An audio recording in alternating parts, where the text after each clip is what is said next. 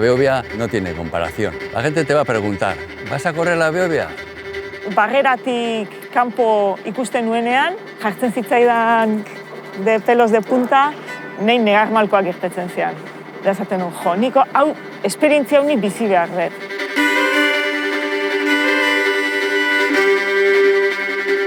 Pues es una satisfacción tan grande que no sé ni explicarme. Gracias, Dios mío, un año más. A mí, así como las demás carreras se me han olvidado, no se me puede olvidar tan fácil a mí la Beobia. Es que la Beobia te deja mucha huella, Beobia jote zinen mundua, den animatzen da, aldapan gora, eta venga, animo, eta venga, horrena zoaz, eta venga, eta. Lehenengoa sartzea, horrek ze handia ematezu, ez? Ikusten da zuk indezun lan guztia, bueno, merezi izan du la pena.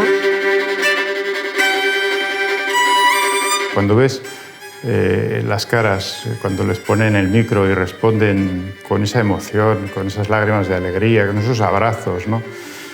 Entonces es cuando te das cuenta de que es maravilloso lo que estás haciendo para una gran serie de personas.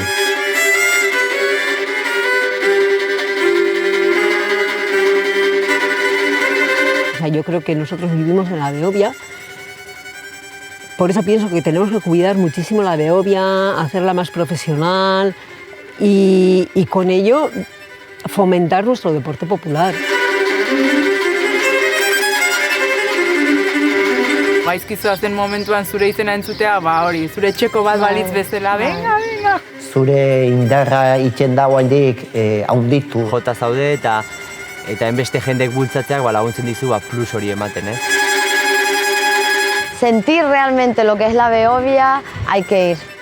Pues es que va a ser un día de lucha y a ver si consigo aguantar hasta el final. Hemen Beobian sentitzen dana, ez duzu beste inun sentitzen. Ikutu zina da, opa dizkiot urte pila, 1000 urte du.